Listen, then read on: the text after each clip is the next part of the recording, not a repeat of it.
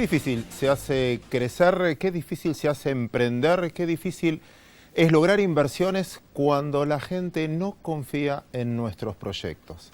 Parte del desafío de hoy. Y ahora sí, oficialmente, muy buenas tardes, el placer de recibirlos en una edición más del Inversor. Santiago Bulat, ¿cómo estás? ¿Cómo estás, Claudio? ¿Bien? Todo bien. Por suerte la gente cree en nosotros y nos está viendo en este momento. ¿Te parece? ¿No? ¿Hay Bueno, alguien del otro lado? bueno, Ya supongamos que hay alguien y que nos están viendo. Exactamente, vamos a hablar hoy de desarrollo y para eso trajimos un invitado, la verdad que de lujo para hablar de estos temas, que hace poco estaba escribiendo una nota que leí, en la cual incluía uno de sus escritos. ¿Profesor tuyo puede ser? Ex profesor mío, claro. Ya probaste, entonces ya esto probé, no con lo cual es para ganar más. Exactamente. Pero sí, hablando de desarrollo y los desafíos que trae consigo en este siglo, que la verdad que hay que repensar un poco qué es lo que está generando hoy valor en la economía a nivel global, pensando en la economía argentina también en un mundo globalizado que hoy empieza a buscar distintas perspectivas y distintos objetivos en el mundo, donde a veces conviene cerrarse, ya la estrategia quizás no es de abrirse en todo. Argentina es una economía que ya sabemos que fue muy cerrada durante muchos años, ahora salir al mundo quizás es un desafío, no es algo tan simple como abramos todo y bueno, eso va a dar muchos beneficios, pero obviamente estar aislado del mundo siempre sale mal, ya es algo que lo sabemos, pero la estrategia del mundo globalizado en el cual Argentina empieza a tener más injerencia, bueno, tiene muchas patas en las cuales hay que tener pilares para poder avanzar a raíz de ello. Está muy bien. Ramiro Albirur se llama nuestro invitado, economista, investigador. Con él vamos a conversar en visión de futuro. La primera pregunta que le vamos a hacer, para que vaya pensando en la respuesta, es: ¿vale la pena en el mundo de hoy planificar a largo plazo? Cuando todo es tan cambiante, te escuchaba recién y cambié lo que iba a decir precisamente por eso. Muchas veces proyectamos a 5 o 10 años y dentro de 10 años van a haber cambiado los libros. Los libros con los que yo estudié creo que ya no sé cuántos sirven y quizás vos en algunas materias hayan cambiado muchísimo. Los de su materia sí, todavía me sirven. Lo demás pero ya probaste, no hace falta. Quiero hacer un punto acá. Una vez escuché una teoría que me gustó mucho y quiero compartir con ustedes, que se llama la teoría de la incredibilidad. Y cuenta la historia de una persona, vamos a suponer, que no fuiste a trabajar. Y tu jefe te vio y estabas de joda. Y cuando llegaste dijiste, no pude venir ayer porque me lastimé o porque tengo mi tía enferma o la tengo internada y no vine. Y él sabe que estás mintiendo. La próxima vez, cuando tu tía se enferme en serio y vos no vayas, ¿te van a creer? Dudo. Y ese es el problema que arrastramos como país, que es la credibilidad. Por un error de pasado, crónico si quieren, es muy dificultoso el presente. ¿Por qué doy este ejemplo? Cuando uno habla de Estado, confundimos el Estado con el Poder Ejecutivo, pero también es el Poder Legislativo, también es el Poder Judicial y finalmente también el Poder Ejecutivo. Cuando uno sanciona una ley y la cambia a los 3 meses, 4 meses o 6 meses, pierde credibilidad aquel que tiene que invertir. Dale, invierto. ¿Y cómo van a ser las tarifas? Contame. ¿Y qué impuestos me vas a cobrar? Contame. Bueno, blanqueo. ¿Y qué impuestos me vas a cobrar en la renta después? Contame. Si yo cambio las variables todo el tiempo, perdemos credibilidad de largo plazo.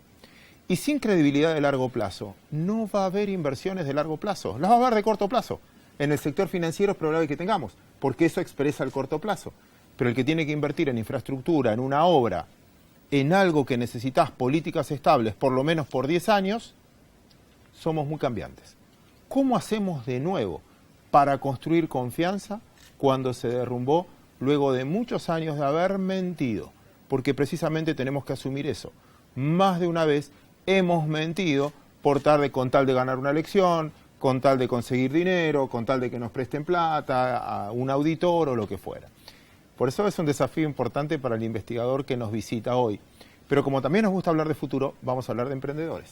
Exactamente, está con nosotros Ayelén y Alejandro que nos vienen a contar de Agro Primavera. ¿De qué se trata este proyecto que hoy va un poco a contramano de lo que escuchamos en general, que tiene que ver con hortalizas que no tienen productos químicos agregados? Cosa que hoy es algo quizás común, que es una cuenta corriente, ¿no?, en nuestra economía y en la forma de producir también. Ellos nos vienen a traer otra perspectiva de eso. Así que la verdad que es un proyecto interesantísimo para seguir de cerca, de una generación que viene hace mucho, que empezaron con este proyecto, pero ellos hace 3 años que decidieron cambiar el modelo de negocios, así que vamos a estar escuchándolos en un ratito también. ¿Te parece empezar a trabajar? Empezamos, les dejo las redes para que puedan comunicarse con nosotros, lo hacen en Twitter, en Instagram y en Facebook como Equipo Bulat. Pueden también volver a ver todos nuestros programas por YouTube, nos encuentran allí como El Inversor Oficial. Escribirnos también equipo.bulat@gmail.com, estaremos contestando ahí todas las consultas que tengan, en radio también vía mail y www.elpuntodeequilibrio.com si nos quieren leer. ¿Ahora sí? Ahora sí. Señores, empezamos de esta manera.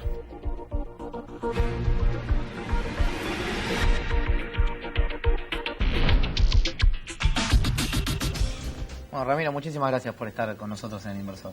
Bueno, muchas gracias por la invitación a ambos. Ya creo que Claudio te planteó la primera pregunta, así que te voy a dejar explayarte con eso. Sí, yo plantearía al revés la pregunta y diría, ¿qué país que se haya desarrollado no pensó más allá de 5 o 10 años hacia adelante? Más allá de que uno esté frente a un mundo cambiante y dinámico, no quiere decir que uno no piense en las cosas que al final del día terminan importando y que son de largo plazo. Por ejemplo, la productividad.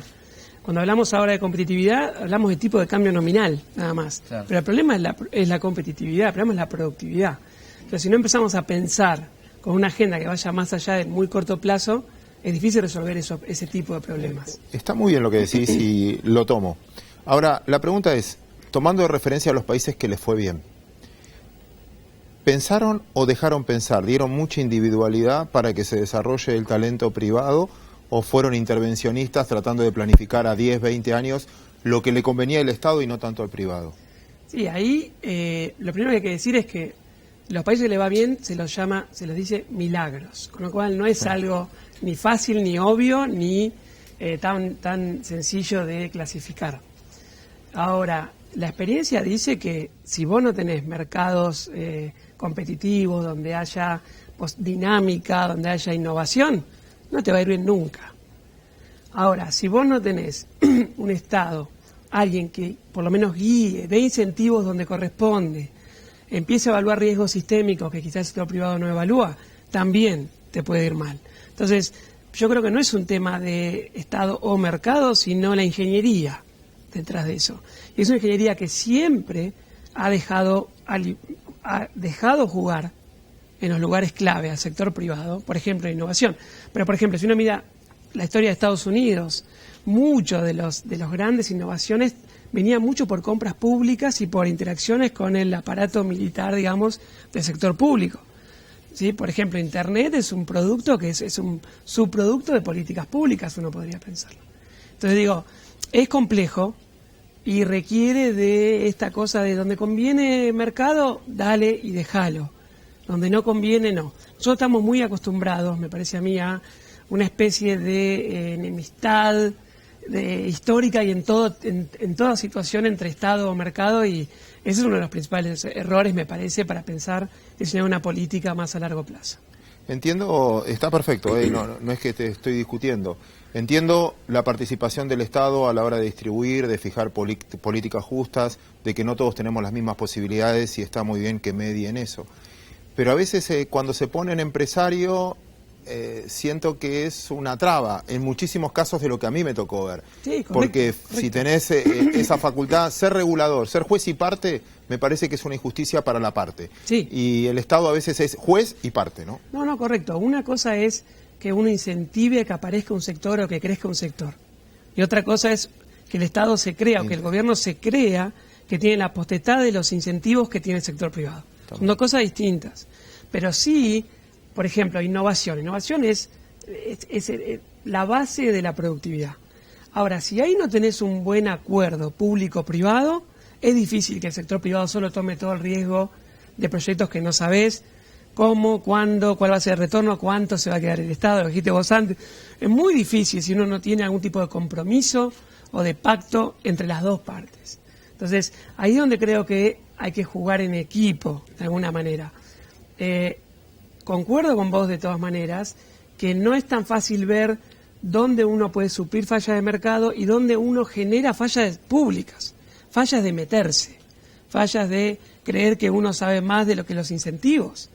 Ese es un problema grande. Tuvimos muchas experiencias en el pasado.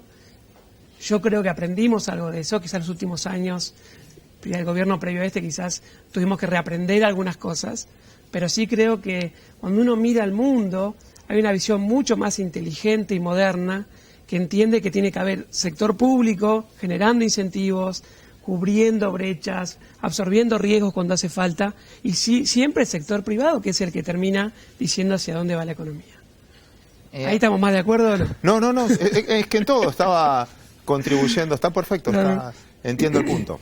Lo único que a veces digo, pero quizás yo estoy sobrepensando en Argentina, y a título de descarga, yo siento que, o me toca conocer en este programa, y lo vamos a conocer a otro grupo más después de tu entrevista, emprendedores que tienen un interés a veces social, a veces económico, a veces familiar, y un Estado que siento que el interés que tiene es ganar la próxima elección. Entonces, una cosa es hacer política pública en función de una sociedad mejor y otra en beneficio propio, pero quizás estoy sobrecargado de situación argentina. Sí, ahí yo creo que si vos mirás el sector público argentino, hay un primer problema que para mí es un peso para la economía, y es que vos tenés un mal equilibrio, tenés un Estado del tamaño de lo que corresponde a un país europeo, pero los bienes públicos no se acercan en calidad a lo que vos provees allá.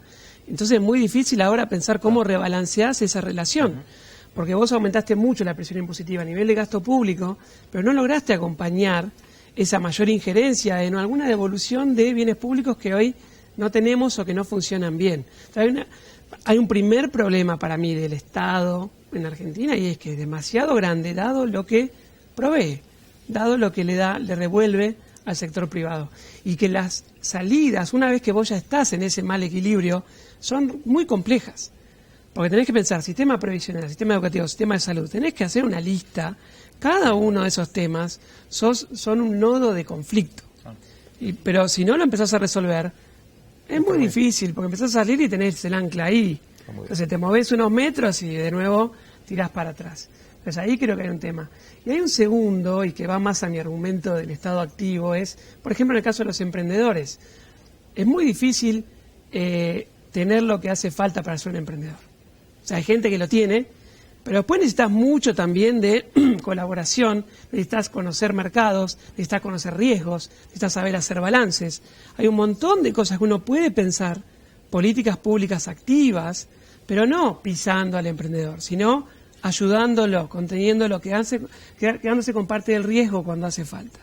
Ese tipo de políticas en los países se aplican bastante, mucho, para pensar en empresas pequeñas, pequeños emprendedores, por ejemplo, financiamiento. No es un tema fácil para un emprendedor. Entonces ahí tiene que tener una política pública. No un préstamo blando nomás, sino pensar cómo se genera y diversifica el riesgo.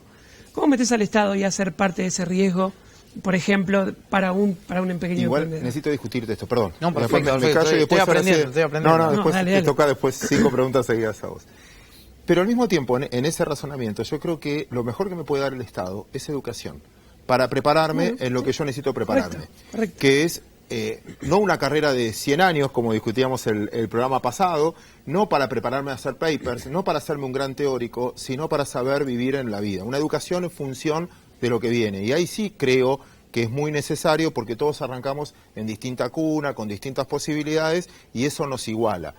Pero hasta ahí, o sea, a mí me gusta mucho que se metan en eso y que me preparen para lo nuevo, para lo que viene, como Sí, decías antes. Estamos de acuerdo. O sea, en ese punto me parece que esto que comentábamos antes, pero no el aire, que hay muchos países que tienen políticas de anticipación de las habilidades, entonces trabajan con el sector privado y mucho con el sistema educativo, pero también el sector privado para que hagan políticas de entrenamiento dentro de la empresa, ¿para qué?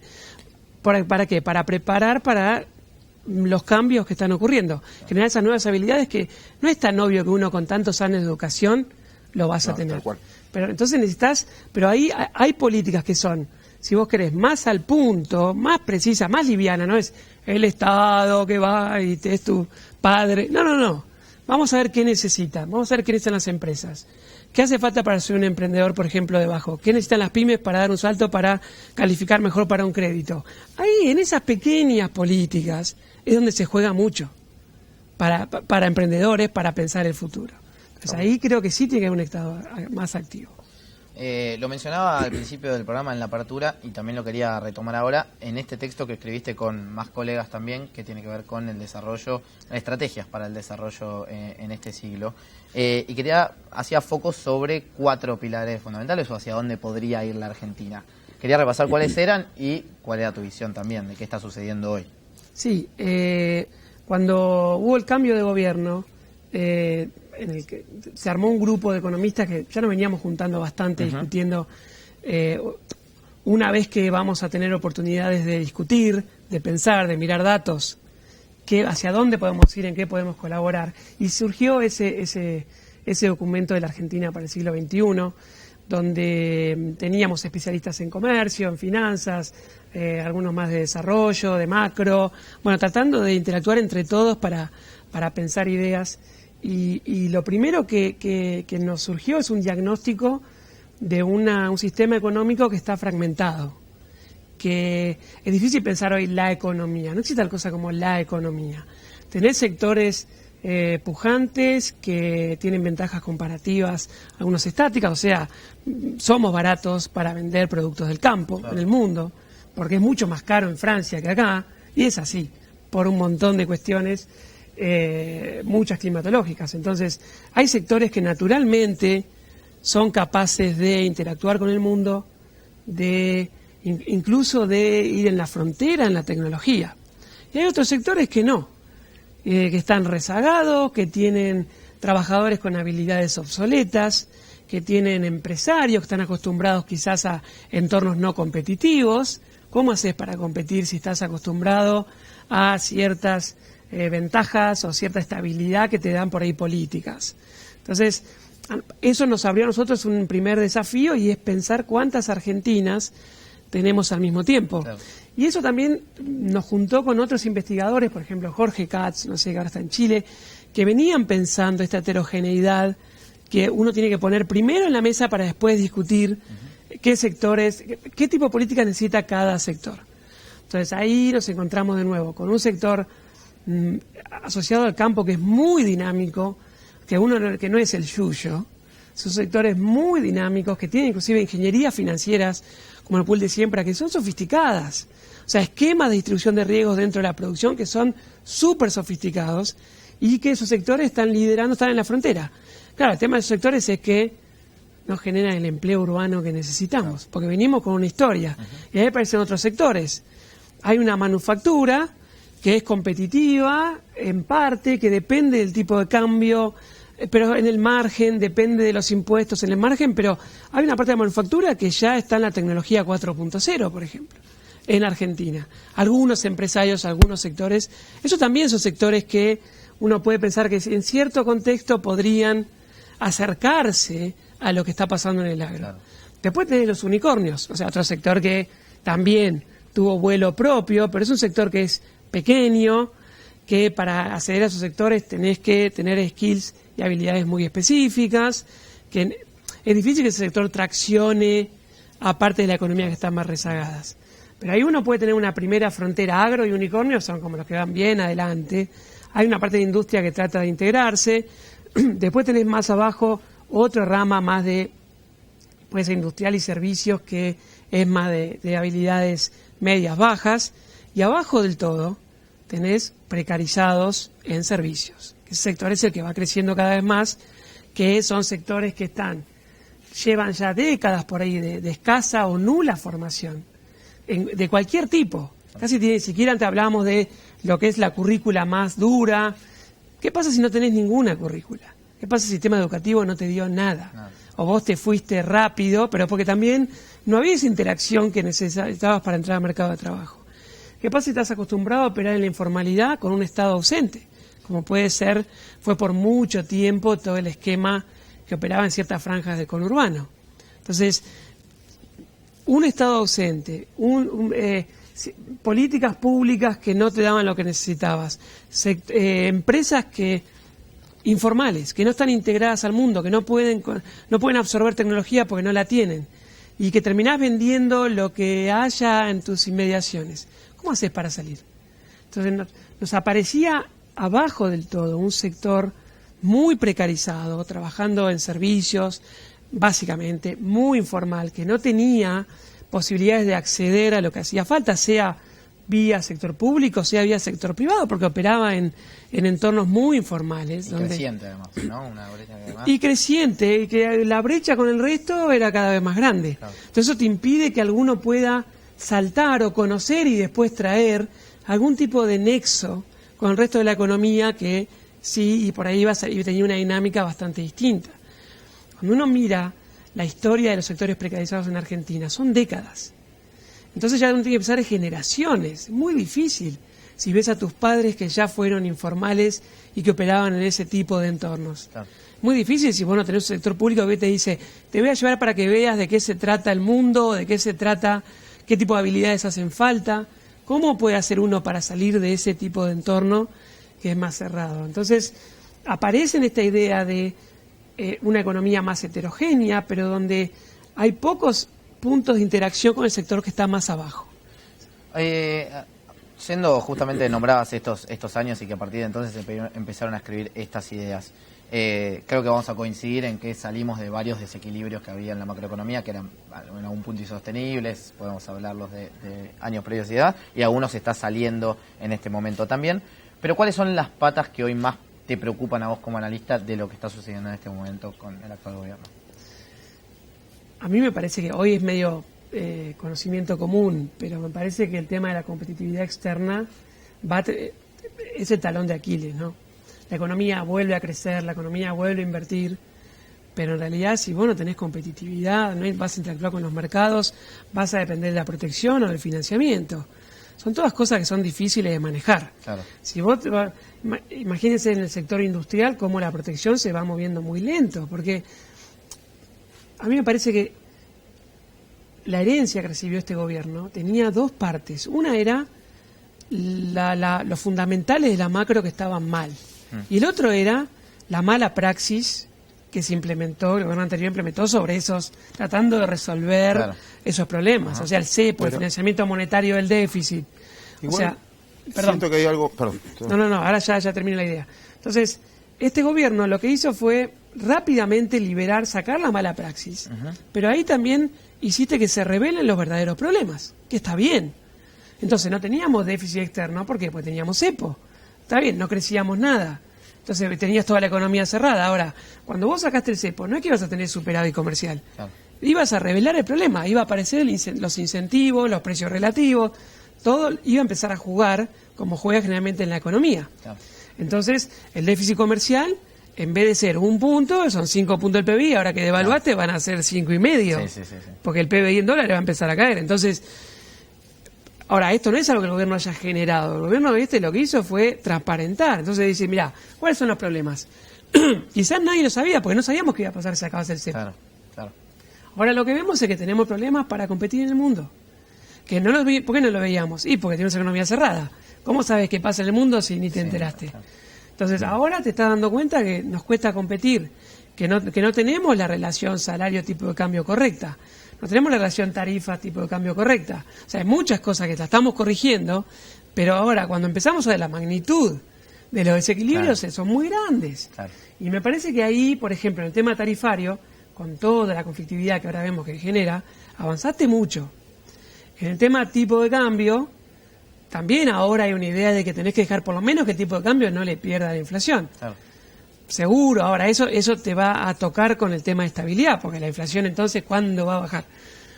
Pero el tema es que es tan profundo el problema de competitividad, tiene tantos matices, por ejemplo, el tema impositivo. O sea, no es solo tipo de cambio, es una agenda, es una agenda que lleva tiempo. Voy a volver atrás un segundo, escuchándote atentamente. Estoy crítico del Estado hoy en el factor de decisión que ocupa. Vos nombraste los sectores que emergieron y que iban bien, el agro por un lado y las tecnológicas que se convirtieron en unicornios por otro. Y la verdad cuando ves ahí es factor común de las dos, no se mete el Estado. O sea, una depende del clima y de la productividad, y si se metió te castigó porque te cobró impuestos. En el otro sector, el tecnológico, y la verdad que dependió de la habilidad de mucha gente que utilizaron el mundo como mercado. O sea, si yo agarro las grandes unicornios, no venden en Argentina. No, venden correcto, más fuera de la pero- Argentina. Pero, por eso, pero si mirás un poco el sector unicornios, el sector software y ¿qué necesita para saltar? ¿Cuál es el problema de ese sector hoy en día? ¿Cuál es el primero? Que no consiguen mano de obra calificada. Ahí tenés una política pública. Es que yo creo que ahí Argentina la tuvo. Cuando miro la evolución, no sé, pongámosle nombre, Mercado Libre, Despegar, Sí. las que cotizan afuera, no sé, Sí, lo que sí, quieras, sí. Arcos Dorados, o que encima cotizan afuera, no es que cotizan acá, porque entendieron el mundo Claro. como mercado. Y el Estado ahí tuvo poco para hacer, salvo educar a, si querés, a mucha de esta gente que estuvo preparada para ese cambio, pero dependió mucho más de la individualidad de ellos. En lo que se mete, una vez un profesor a mí me corregía que yo me quejaba de que Argentina tenía problemas de infraestructura y me decía, no, Claudio, Argentina tiene un problema de logística. Porque esto es cuando, viste, te hacen una consultoría en la empresa y el consultor te empieza a pedir, bueno, y dame esto, y vos trabajás para el consultor y decís, al final yo no estoy laburando para que vos presentes un informe y el informe va a describir, y siento que el Estado, para pagar impuestos los tenés que hacer todos vos. Te llenás los formularios, todo, vos pagás nada más. Y el de la FIP gana un montón y vos haces el trámite. Para exportar tenés que hacer todo lo... Somos llenadores de planillas. Y creo que eso hace a la competitividad, porque forma parte de cuánto del personal que yo tengo lo tengo que abocar a recibir, a resolver solo temas de logística, no productividad. No, yo estoy de acuerdo. Yo creo que vos tenés que repensar el rol del Estado en muchas facetas, algunas que parecen pequeñas y otras no tanto. Yo primero te dije la más obvia, me parece que es el tamaño, para empezar, el tamaño en la economía. Y dado lo que está proveyendo a cambio, o sea, no salís con este tipo de mal equilibrio de tamaño del Estado. Ahora, lo que decía, por ejemplo, eso, de software, tecnológicas, vos ahí podrías estar compitiendo a otra escala, podrías estar ganando mucho más mercado de los que ganan ese grupo de empresas, que es pequeño de todas maneras, si hubieses tenido una política, por ejemplo, de generación de los skills correctos. Por ejemplo, pero ahí tenés que anticiparte y empezar a pensar cómo opera el mundo y no ir en contra de eso, sino decir, cómo podemos complementar a las empresas para que puedan vender en el mundo. Eso también son políticas públicas. Eso no lo piensa tanto, pero si te equivocás ahí, te vas a quedar con empresas que te dicen, no puedo crecer. Porque al final, el staff de personal que nosotros tenemos somos 5 empresas que nos estamos prestando, compitiendo por el mismo personal, que son 150 personas, que son las únicas que saben en Argentina. ¿Podemos hacerlo mejor que eso? Podemos hacerlo mejor que eso. Por eso insisto, que hay que educar más para que haya más de esas De 150 acuerdo, personas, de pero acuerdo. prefiero que Galperín haga las cosas solos a yo meterme viendo la evidencia, él sabe mucho más que yo, y que cualquier persona que trabaje en el Estado de cómo hacer plata y cómo pero hacer... podés trabajar cómo junto, tomar gente. podés trabajar junto con Mercado Libre. O sea, lo que digo es, por supuesto que en particular, por ejemplo, estamos hablando del sistema proveerle los educativo. recursos humanos para que sea No, más pero por ejemplo, el calificado. sistema educativo hoy en día tiene que ser distinto de lo que era, obvio. Lo que vos decías de los libros, que lo que uno leyó es el pasado. Entonces, hoy en día tenés que pensar de otra manera la educación. En el caso de tecnología, por ejemplo. Ahí tenés que tener entonces tenés que pensar educación para toda la vida, por ejemplo. Tenés que pensar educación interactuando con el sector privado para ver habilidades específicas que hacen falta, por ejemplo, para los unicornios. No tenés que pensar la carrera universitaria tradicional que tu papá quería. Terminó eso. Entonces, pero todo eso requiere un Estado inteligente y distinto. Y ahí nos debemos un desafío grande. Que yo, si me decís, hay que hacer muchas cosas, y cada una de esas cosas son complejas, pero si no empezamos a pensarlo de otra manera, creo que vamos a estar todo el tiempo girando en falso. Te voy a hacer la última muy corta, Ramiro, porque tenemos que ya ir cerrando la nota, pero me interesa hablar también del tema del empleo, uno de los temas que si vos agarrás los registros del CIPA, hoy el empleo independiente viene creciendo mucho, hablando siempre del registrado, el empleo privado viene creciendo por debajo incluso del público, pero vemos una precarización en ese sentido. ¿Dónde actúa la política pública ahí? Sí, ahí me parece que lo primero que uno puede empezar a concluir de eso es que el nuevo modelo de crecimiento que nosotros estamos empezando a vislumbrar va a tener que hacer un esfuerzo adicional para generar empleo de calidad. O sea, la primera cosa es esa, porque uno puede decir, está recuperando construcción, que es verdad, ¿no? Porque construcción es muy volátil, cayó, está recuperando. Pero eso es todo monotributo, por ejemplo. Claro, Todo monotributo. bueno, eso es todo más precarizado. Sí. Ahora, industria es un signo de pregunta. ¿Cómo hacer para reconvertir franjas industriales que están a medida que vos vas abriendo la economía, están dejando de aparecer. Claro. O sea, ya no pueden competir. O sea, ¿cómo haces para reconvertir la gente que está ahí adentro para que logre insertarse en un mundo más dinámico? En general, en el futuro, igual uno tiene que pensar que la informalidad va a ser más una norma, ¿no? que una excepción. Claro. En el futuro, en el mundo, ¿no? Porque los tipos de empleo que va a haber de acá a 15 años van a ser todos empleos independientes. Ahora, nosotros partimos de la base de una economía informal y que la informalidad se concentra en este tercio de la población, Claro, que está precarizado básicamente en el conurbano. Entonces ahí me parece que tiene que haber un esfuerzo adicional para pensar en nuestro nuevo modelo de crecimiento, cómo generamos espacios para empleos de mejor calidad. Porque estos empleos no solo son informales, sino que se concentran en tareas que son tareas que tienen poco valor agregado. O sea, la construcción, digamos, está bueno generar empleo de ese estilo para las clases bien bajas y media bajas, pero uno tiene que pensar hacia adelante cómo hacer para empezar a agregar valor a un mercado de trabajo que tiene un tercio que está muy separado del resto. Ramiro, millones de gracias por, gracias por esta discusión. Al contrario, un placer. Y hablando, y este bloque está preparado para vos, lo que viene ahora. Bien. Vamos a meternos en la industria del limón. Vamos a hablar de eso porque se viene la columna de AgroTips.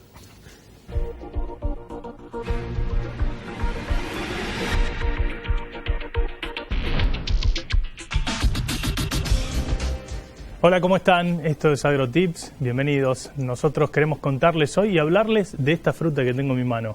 Claramente es un limón. Pero, ¿qué hay detrás de este limón? ¿Es simplemente una fruta? Para mí no. ¿Por qué? Se los voy a pasar a explicar. Porque el limón representa 50.000 fuentes de trabajo, básicamente en lo que es el NOA y el litoral argentino. Esto en la producción, en la cosecha, que cada año va de abril a septiembre, y también en lo que es la industria, el empaque y la exportación de esta fruta amarilla que están viendo en este momento. Además representa entre lo que es la fruta fresca en el mercado local y en la exportación cerca de 700 millones de dólares. Y es valor agregado en origen porque el 75% del 1.800.000 toneladas aproximadamente que se van a cosechar este año van a parar a la industria para la producción de distintos subproductos que son muy importantes para industrialización de distintos alimentos. Estamos hablando del jugo concentrado de limón, de la cáscara deshidratada y también del aceite esencial. Claro, estos a través de las exportaciones generan cientos de millones de dólares que producen ingreso de divisas genuinas para nuestro país. Y porque además es una economía regional dentro de la propia economía argentina, muy fundamental para el NOA, donde se concentra el 90% de esta producción, y puntualmente en Tucumán, en la provincia de Tucumán, se concentra el 75% de la producción de limón. Genera además recursos importantes. Y hay otras provincias, otros jugadores muy importantes, como el caso de Salta, Jujuy y también Corrientes en el litoral. Hay que aclarar que Argentina tiene el 15% de las exportaciones de limón a nivel global.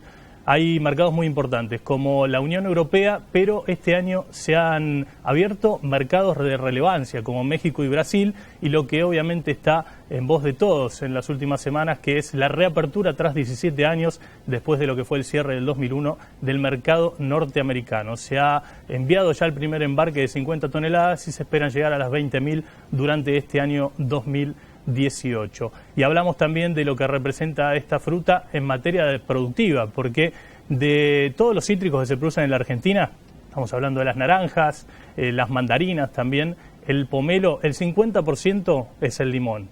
Y de 10 frutas que se producen en nuestro país, 3 también son limón. Estamos hablando de frutas de pepita, manzanas, peras, frutas de carozo como la ciruela o el durazno, o inclusive la uva que se utiliza para vinificar. Por eso, más allá de todo lo que vemos que esto parece una simple fruta, es mucho más que eso. Genera una economía dentro de la propia economía argentina. De esto se trata AgroTips, tratar de mostrarles lo que existe detrás de cada alimento que se produce en nuestro país. Hacemos una breve pausa y enseguida volvemos con el inversor.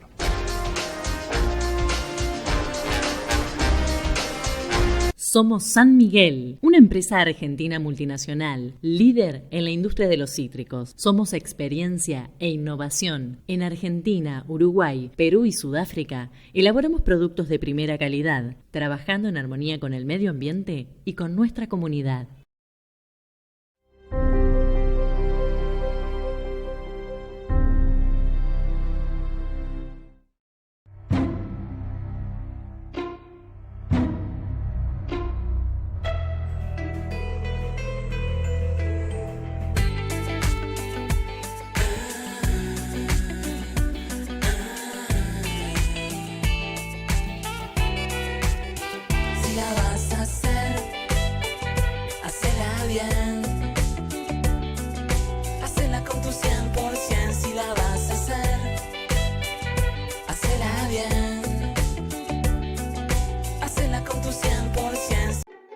Imaginemos este escenario. Sos dueño de una casa pero querés mudarte a otra más grande. Salís a ver casas y ves una que te vuelve loco, loco, loco. Esta casa me vuelve loco, loco, loco. Pero hay un detalle. Hasta ahora no podías comprarla sin primero vender la tuya. Banco Hipotecario, el que más sabe de créditos hipotecarios, lanza un crédito para que no te ganen de mano con esa casa que te gustó y la compres, a pesar de que todavía no vendiste la tuya.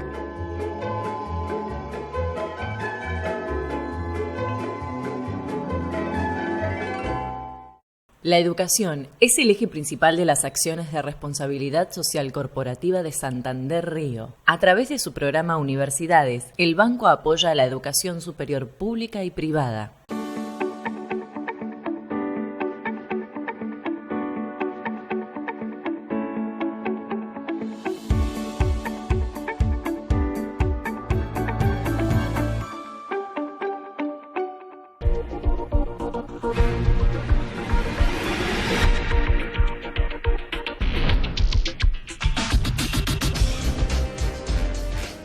Vamos a hablar de uno de los temas que esta semana tuvo muchísima relevancia aquí en La Clave y que tiene que ver con las tarifas. ¿Cómo se componen? ¿Qué estamos pagando cuando hablamos de tarifas? De este total, de este 100%, un 37% corresponde a los impuestos. ¿Y de dónde vienen? El 21% viene del IVA, el 5% viene de los ingresos brutos, 1% viene de las tasas municipales generales y después las tasas específicas que haciendo un promedio de provincias están alrededor de un 10%. Es decir, 37% de lo que pagamos de tarifas estamos pagándolo en impuestos. Hablábamos antes del Estado y de la importancia que tiene, pero ¿cuál es la injerencia también que tiene en nuestras vidas, ¿no? En cuánto estamos pagando de todos los servicios que finalmente utilizamos y cuál es la calidad de los servicios propiamente. Argentina, durante los últimos años, de 2003 hasta 2015, tuvo una inflación de 1.400%.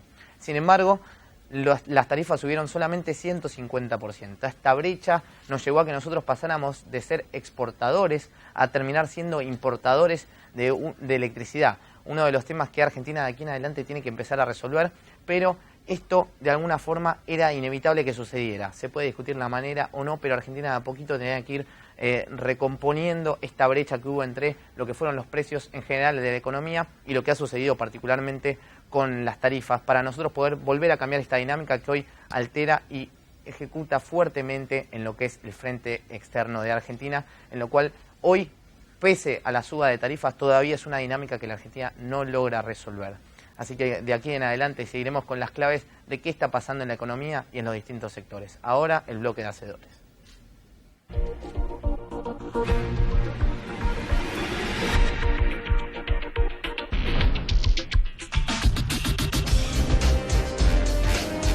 Continuamos el inversor, en este caso con el bloque de hacedores, y ya de antemano les agradezco a Alejandro y a Yelén por estar con nosotros. Muchísimas gracias. Gracias por la invitación. ¿Nos cuentan un poco de qué trata este proyecto? Bueno, nosotros somos Agroprimavera, tenemos un emprendimiento que se basa en la producción de hortalizas sin utilizar ningún tipo de agroquímico. Se llama una producción agroecológica. Lo estamos emprendiendo hace 3 años, pero venimos de familia de productores. Seríamos la 5ª generación, ¿no? Sí, que estamos... ya venían mis abuelos con todo esto, que antes no existían los agroquímicos, se hacía todo más natural, sin la aplicación de agroquímicos, fertilizantes, fungicidas, y después fue el boom de los agroquímicos. ¿Cuándo fue más o menos, recuerdan? Y en la década del 60. Sí, aproximadamente. Bueno, hace bastante, digo. Claro. Lo cual hoy representa un desafío, meterse a hacer lo contrario a lo que viene pasando también hace mucho tiempo, ¿no? Sí, pero viendo un poco lo que pasa con los agrotóxicos y lo que genera tanto en la familia productora de nosotros como en el que lo consume, más el impacto en el medio ambiente, es como que decís... Es necesario, hay que hacerlo. A donde hay que ir, exactamente. Exacto. ¿De qué hablamos cuando hablábamos de agroquímicos o agrotóxicos? Hablamos de diferentes componentes que se utilizan en la producción, ya sea para evitar una plaga ataque el cultivo o para fertilizar, para hacer que un producto aumente su tamaño importantemente de manera rápida, para tener más producción.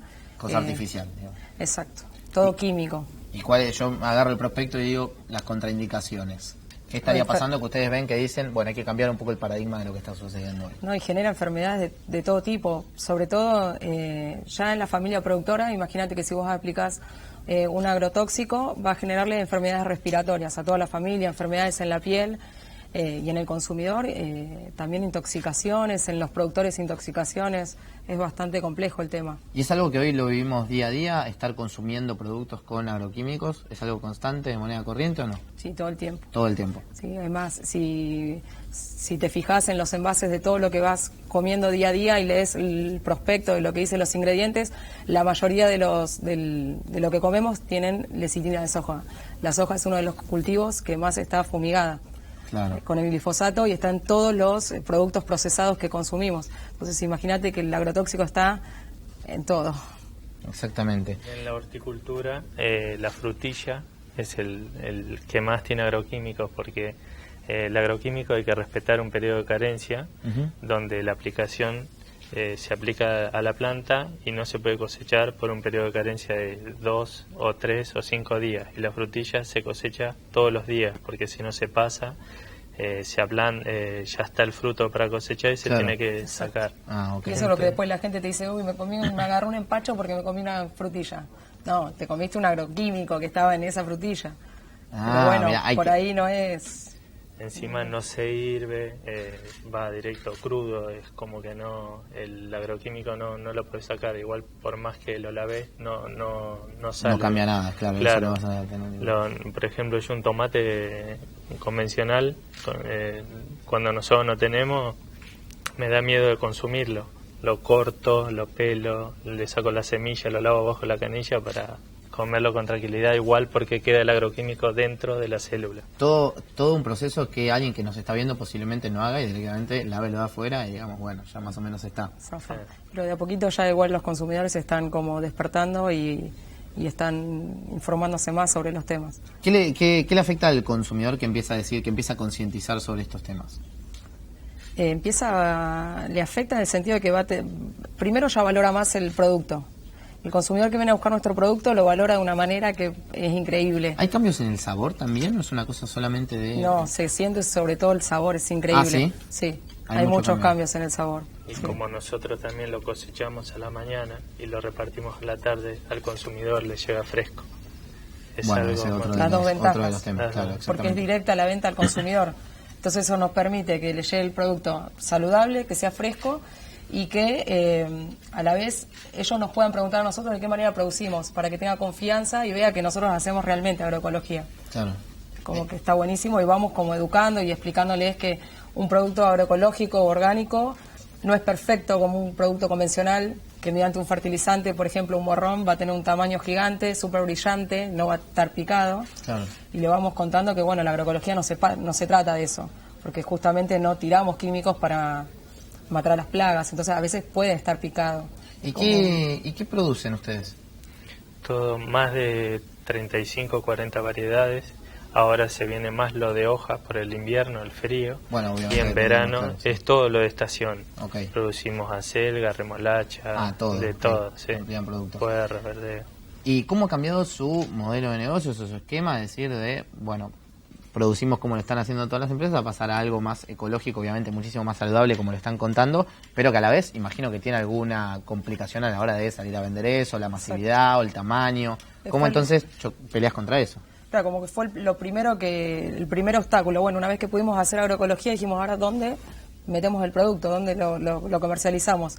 Y así fue que empezamos de a poquito a buscar clientes a través de las redes. Y bueno, fue incrementándose, entonces vendemos bolsones de verdura como los que trajimos hoy para mostrarles, y lo llevamos directamente al consumidor, que lo pide por la página nuestra de Facebook o de Instagram. Ya ellos directamente se lo llevan. Nosotros lo publicitamos, ponemos lo que trae el bolsón de la semana, los artículos que tiene esta semana, que es lo que tenemos en la quinta para cosechar, y bueno, ya los clientes lo van pidiendo. Y si no, trabajamos en distintos mercados, siempre con esta filosofía orgánica y saludable. Algunos de la provincia, algunos de capital. ¿Y les afectó esto en la cantidad que producían antes y la cantidad que producen ahora con este nuevo esquema o no? No, porque hacemos una producción diversificada. No ponemos un monocultivo y vamos rotando. Bien. Para poder tener diversificado e ir al mercado con varios productos que el consumidor puede elegir. Y todo esto es más que nada boca en boca, cómo lo fueron propagando el proyecto. Sí, la realidad es que fue más que bien boca en boca. Un cliente le va diciendo al otro, che, mira, los chicos hacen esto, está buenísimo, y nos van llamando y van apareciendo, y bueno, y estos espacios como el que estamos hoy, que nos invitan a ustedes, también nos da difusión. Y eso es un, digamos, el cliente vuelve al probar la calidad que tiene el producto. Sí. Más que nada viene por ese lado. Con las bolsas, por ejemplo, no. Eso es algo que lo terciarizan. La bolsa no la hacemos. La bolsa, particularmente... Claro, ya no nos da la estructura, ya tanto estamos en la producción, comercialización. En el largo plazo. Y más o menos, estamos hablando de que están en precios de mercado, están igual de lo que era antes, por ejemplo. Tuvieron que aumentar el precio. Nosotros lo que hacemos es establecemos un precio de los diferentes artículos que nos sirva como productor y lo mantenemos durante todo el año. No fluctúa el precio, no rige por el mercado. Claro. Entonces, una vez que establecemos el precio, ya lo mantenemos. Okay. Entonces, como que no es un producto más caro. Pero si yo voy a comprar algo al supermercado y si voy a comprar a ustedes, ¿voy a tener una diferencia enorme de precio? No necesariamente. No. Perfecto. ¿Qué desafíos tienen de acá en adelante a nivel de cultivos? ¿Qué desafíos también han tenido en este cambio que hicieron de estructura y de cómo llevar adelante el proyecto? Bueno, en cuanto a la producción, tuvimos que aprender a hacer agroecología, ni más ni menos. Y lo que te estaba contando él de lo de diversificado, no sabíamos cuántas cantidades poner, nos pasaba que poníamos tanta producción y después nos superaba.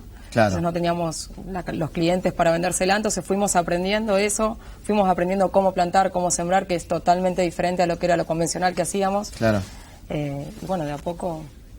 ¿Y hay cursos para eso? No, yo estudié en la Universidad Arturo Jaureche, en el Cruce Varela. Me recibí de técnico en producción de vegetales y ahora estoy por recibirme en la licenciatura en ciencias agrarias. Ahí vi lo que es la producción agroecológica, cómo se maneja, el manejo del suelo, de las plantaciones, la diversificación. Por ejemplo, a una selga le ataca un pulgón, a una lechuga, que es una plaga, y al no aplicar agroquímicos aparecen los enemigos naturales, que los enemigos naturales son los que controlan la plaga. Al no aplicar insecticidas... Otros bichos, claro. Entonces el enemigo natural se va comiendo el pulgón. Por ejemplo, la vaquita de San Antonio es uno de los enemigos naturales. Mira. Después está el Orius, el Afidius, que son parasitoides, que le ponen un huevito adentro del pulgón y se lo va comiendo de a poco, por dentro. Y ahí va controlando la plaga. Al no aplicar agroquímicos, se va haciendo una diversidad de especies, de enemigos naturales. También lo que hacemos es poner aromáticas que atraen y repelen a las plagas. Pero eso no tiene nada que ver con... eso es completamente natural también, digamos. Claro, aromáticas como una albahaca, una está bien, perfecto. Ruda, así, o flores también, eso va dentro de la parcela. Claro, todo mezclado para que las plagas se atraigan a esa aromática o se aleje de la verdura. Claro, viene el bicho, siente olor, es como decir, está la ruda, viene el bicho, siente olor a ruda y se va. Entonces no va a la selga, por ejemplo. Por ejemplo, los colores, nosotros ponemos lo que es una lechuga morada y una lechuga francesa en el mismo surco, entonces los insectos se marean con los colores y no es lo mismo que un monocultivo que voy poniendo 20 surcos de morada y entonces la plaga es como que va ahí. Claro. Al poner diferentes colores, como una selga, un repollo colorado, mezclar colores, es bueno. Mirá vos, qué interesante. Bueno, hay mucho para aprender del tema, creo que podemos hablar un montón, pero interesante saberlo también. Y obviamente es algo que las empresas más grandes quizás no pueden aplicar o no les interesa aplicar y directamente van con estos productos que nos terminan haciendo mal a los consumidores, ¿no? Exacto. Ustedes también realizan la logística de esto, digo, ir a hacer la entrega, todo eso. ¿Eso lo convierte en un producto caro? ¿Por qué alguien le seguiría comprando si puede hacerlo, por ejemplo, en un supermercado? No, nos compra por el valor agregado que tiene este producto, de que es un producto sin agrotóxicos. Bien. Entonces, por eso lo elige. Muy pocos son los clientes que ya te llegan a comprar porque es un producto fresco. Compran porque saben que este producto no les va a generar ningún tipo de enfermedad, comen tranquilos y es eso lo que hace que no se elijan. Sí, una vez que prueban el sabor y también se va corriendo la bolilla y hasta los vecinos mismos ya te piden y el recorrido ya nos hace más fácil. Claro. Porque el Facebook también ayuda, porque los contactos se van ¿Y tienen armado hasta dónde llegan, hasta dónde hacen los envíos? ¿Es algo que va variando? ¿Cómo lo manejan? Tenemos diferentes zonas de entregas, entregamos 3 veces en la semana y son diferentes zonas en la provincia de Buenos Aires. Estamos en la entregando. provincia. En provincia, sí. Bien.